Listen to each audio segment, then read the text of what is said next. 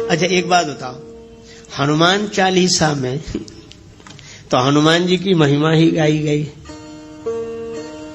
पर वर्णौ रघुवर विमल जस। कह रहे मैं राम जी का पवित्र यश वर्णन कर रहा हूं, राम जी का यश वर्णन कर रहे हैं और महिमा हनुमान जी की गा रहे हैं। क्यों? तुलसीदास जी बोले मैं हनुमान जी का स्वभाव जानता हूं, वैसे आएंगे ही नहीं बुलाने पर। एक ही है कारण उन्हें बुलाने का, ये कहो वर्णौ रघुवर विमल जस। हम राम जी के गुण गा रहे हैं, राम जी का पवित्र यश गाना चाहते हैं तो हनुमान जी तुरंत आ जाएंगे। क्यों आ जाएंगे? क्योंकि रामचरित सुनीवे को रसिया, रामचरित सुनीवे को रसिया, राम लखन सीता मन बसिया, राम लखन सीता मन बसिया, राम लखन सीता मन बसिया। वर्णौ रघुवर, और राम जी का नाम दिया यहां रघुवर। रघु के कुल में जो सबसे अधिक श्रेष्ठ हुए हैं रघुवर, रघुवंश में जो श्रेष्ठ, ऐसे श्री राम जी का यश वर्णन करो। अच्छा यश कैसा है? विमल यश। राम जी का यश निर्मल है। तुलसीदास जी ने एक जगह लिखा रामचरितमानस में कि भगवान के जो गुण हैं यह पवित्र धागा है। जुगुत वेद पुण्य पोई हई रामचरित वर ताग। वर माने श्रेष्ठ, ताग माने तागा, धागा। और कवियों की कविता हो ये कवित मुक्ता मणि चारु, कवियों की कविता मोती है। किसी ने तुलसीदास जी से कहा कि यह उपमा तो बड़ी विचित्र है, मोती कीमती होता कि धागा?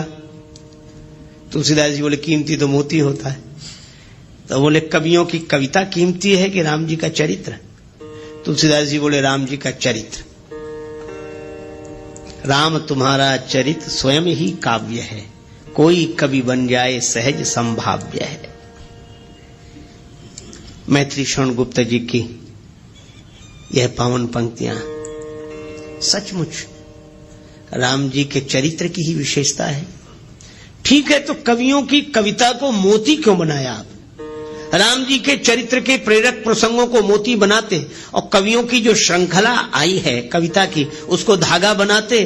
तुलसीदास जी बोले हमने जानबूझकर नहीं बनाया। क्यों? बोले मोती भले ही कीमती हो लेकिन मोती की माला बनानी पड़ेगी तो मोती में छिद्र करना पड़ेगा। अब मैं राम जी के चरित्र को मोती की उपमा कैसे दे दूं? क्योंकि हमारे राम जी के चरित्र में तो कहीं छिद्र है ही नहीं, इसलिए मैंने मोती नहीं बनाया। हाँ, राम जी का चरित्र धागा है और यह धागा इतना अनंत है कि चाहे जितनी कवियों की कविता रूपी मोती इसमें पिरो दिए जाएं, पर इस धागे का कभी अंत होने वाला नहीं है। हरि अनंत हरि कथा अनंता। राम जी का चरित्र ऐसा पवित्र चरित्र है, तुलना नहीं करनी चाहिए, कोबड़ छोट कहत अपराध हो। पर राम जी अपने आप में अद्वितीय हैं। निरुपम न उपमा आन, राम समान राम निगम कहें। भगवान श्री राम से गुरुदेव विश्वामित्र जी ने कहा कि राघवेंद्र इस शिला को चरण छुलाओ, इसका उद्धार होगा। चरण कमल रज चाहते कृपा करो रघुवीर। राम जी ने कहा गुरुदेव आपके आगे, आप तो हमारे भी गुरु जी हैं, आप चरण छुला दें। गुरु जी बोले बात बड़े छोटे की नहीं है, मैं तुम्हारा गुरु हूं, मेरी बड़ी महिमा है, तुमसे भी बड़ी महिमा है, लेकिन अपने अपने विभाग की बात होती है।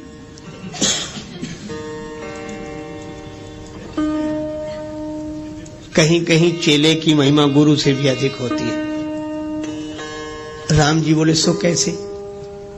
आपने तो मुझे भी ज्ञान दिया है। बोले बात ज्ञान की नहीं है राम, सुनो। क्या कहा कि अहिल्या का जो पतन हुआ है यह भ्रमवश इंद्र को गौतम के रूप में स्वीकार करने से चरित्र से पतन हुआ। चरित्र चला गया और चरित्र से जो गिर गया हो उसका उद्धार कौन करे? तब गुरु जी ने कहा कि चरित्र से जो गिर गया उसका उद्धार उसकी चरण धूलि कर सकती है जो चरित्र से कभी न गिरा हो। और राम इस दृष्टि से देखें तो एकमात्र तुम ही हो और कोई नहीं है। क्यों? मन में विकार आ जाता है पर हम ज्ञान वैराग्य विचार के बल पर संभल जाते हैं।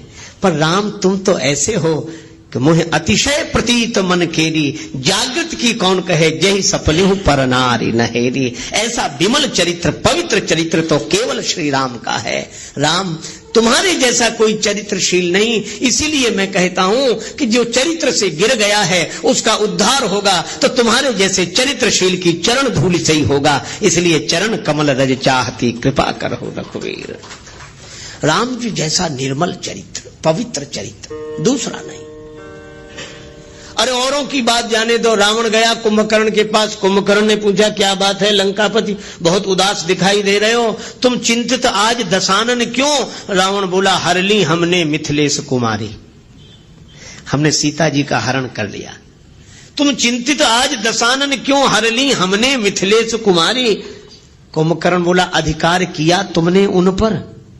रावण बोला लखती ही नहीं वह और हमारी, वे हमारी ओर देखती तक नहीं। तब तुम एक काम करते, क्या महात्मा बन गए, उनका हरण कर लाए तो राम जी का रूप बनाकर परमात्मा बनकर अधिकार पा लेते। नकली ही तो बनना था। रावण बोला कि बड़ी कठिनाई है। क्या तब राघव ही न बने तुम क्यों? कुंभकर्ण ने पूछा। रावण ने उत्तर दिया इसमें हमको भय भैरव भारी, जब राघव रूप लगा बनने तब मातु समान लगी पर नारे। जब मैं राम जी का चिंतन करने लगा तो मेरे मन से वासना चली गई। ऐसा पवित्र चरित्र है राम का। विश्वामित्र जी ने कहा कि राम चरित्र की दृष्टि से जो पवित्रता तुम्हारे अवतार में है वह अन्यत्र दुर्लभ है, इसलिए मैं तुम्हारा गुरुजी हूं, पर अहिल्या का उद्धार तो तुम्हारी ही चरण धूलि से होगा। ऐसा राम जी का वर्णौ रघुवर विमल यश, ऐसा पवित्र चंद्र। देखो चंद्र कितना भी ऊंचा रहे पर फिर भी कलंक है, कलंक लगा है चंद्र में, घटता बढ़ता रहता है। लेकिन हमारे रामचंद्र ऐसे चंद्र हैं जो निष्कलंक चंद्र हैं, जिनमें घटने बढ़ने की घटना नहीं होती, सदा एक रस निर्मल पवित्र चंद्र श्री रामचंद्र है। तुलसीदास जी कहते हैं ऐसे राम जी का यश वर्णन कर रहा हूं। कैसा है यश का? वर्णौ रघुबर विमल यश। राम जी का चरित्र विमल है। अच्छा तो ये मन को क्यों सुधार रहे हो? निज मन मुकुर सुधार का कि पवित्र चरित्र का वर्णन पवित्र मन से ही किया जा सकता है। सो न होय बिनु विमल मति मोहि मति बल अति थोर। तो ये पवित्र मन हो जाए तो कैसे होगा? बोले पहले मन पवित्र हुआ, श्री गुरु चरण सरोज रज निज मन मुकुर सुधारी, वरनौ रघुवर विमल जस। मैं राम जी के पवित्र यश का वर्णन करना चाहता हूं, इसलिए श्री हनुमान जी मेरा मन निर्मल कर दो। किसी ने पूछा क्यों करना चाहे तो क्या फायदा है? आजकल तो बड़ी कठिनाई है, बिना फायदे के आदमी कुछ करता ही नहीं है। किसी से कहो भजन करो, करें तो क्या फायदा? अच्छा बहुत सी चीजें। एक आदमी ने हमसे बार बार कहा, बहुत तंबाकू गुटखा खाते थे, बार बार मुंह भरने, फिर कहें आप भजन की कहते हो क्या फायदा? बोले आप जब जब भजन की कहते हो हमें तो बड़ी परेशानी लगती, करें क्या फायदा? हमने कहा अच्छा एक बात बता दो, तुम ये बार बार तंबाकू गुटखा खाते इससे क्या फायदा? सो बोले कहे तो ठीक रहे, फायदा तो कुछ नहीं। हमने कहा फिर क्यों? बोले आदत पड़ गई। तो हमने कहा कि बिना फायदे के ये खा सकते हो, बिना फायदे की सोचे ये सड़ी गली चीज खा सकते हो, तो क्या भगवान का भजन बिना फायदे की सोचे नहीं कर सकते हो? छोड़ो फायदे की मत सोचो, तुम तो भजन करो, और जिस दिन इसमें रस आ जाएगा उस दिन फायदे की नहीं सोचोगे। भजन किए बिना रहा नहीं जाएगा। लेकिन इसका यह अर्थ नहीं कि फायदा होगा नहीं, जरूर होगा, लेकिन फायदे की तरफ मन मत ले जाओ। तुलसीदास जी से किसी ने पूछा कि आप राम जी का विमल यश गा रहे हैं, क्या फायदा, क्या मिलेगा? तुलसीदास जी बोले क्या नहीं मिलेगा? जो दायक फल चार, ये चार फल प्रदान करेगा, धर्म अर्थ काम और मोक्ष। राम जी का चरित्र गाने वाला। देखो जब व्यक्ति बोलता है ना, दिमाग से बोलता है, कोई बात कहता विचार दिमाग से, लेकिन जब कोई गीत गाता है तो दिल से।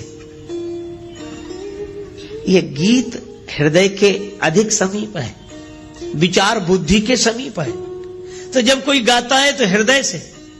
और मैं आपसे कहूं कि राम जी का गुण कोई हृदय से गाएगा, और जब हृदय राम जी के गुणों से भरा हुआ होगा, ऐसे आदमी के द्वारा अधर्म कभी हो ही नहीं सकता। जब होगा धर्म ही होगा।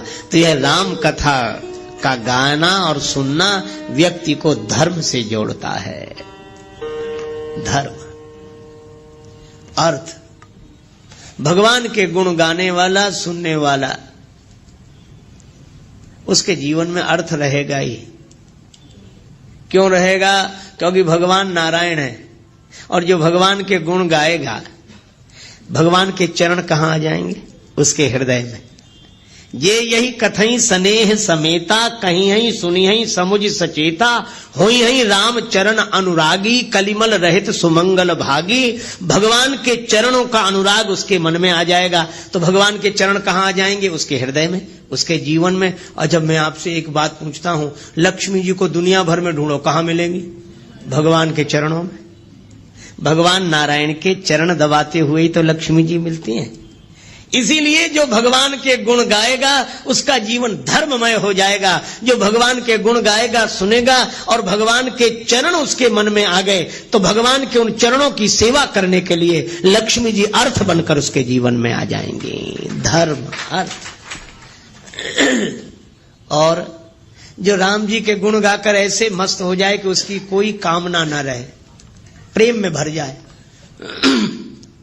विभीषण जी ने यही कहा कि लंका का राज्य पाने की वासना पहले थी, और कछु प्रथम वासना रही, प्रभु पद प्रीति सरित सो वही। आपका प्रेम उमड़ गया तो अब वो भी इच्छा नहीं रही। हमें कुछ नहीं चाहिए, कुछ नहीं चाहिए, हमारी कोई इच्छा नहीं, कोई कामना नहीं। भगवान ने कहा कि तुम्हारी कोई इच्छा नहीं, पर अब हमारी इच्छा हो गई। तुम निष्काम हो गए तो हम सकाम हो गए। अब हमारे मन में इच्छा है। यद्यपि सखा तव इच्छा नाही, मोर दरस अमोघ जग माही। तो भगवान के मन में भक्त की इच्छा पूर्ण करने की इच्छा हो जाए तो उसकी कौन सी कामना ऐसी होगी जो पूरी ना हो जाए? वह पूर्ण काम हो जाएगा। इसलिए धर्म अर्थ काम, और जो भगवान के अनुराग में डूब गया है उसे जगत का राग बांध नहीं सकता। इसलिए मोक्ष तो उसको सहज प्राप्त हो गया। वर्णो रघुवर विमल जस जो दायक फल चार।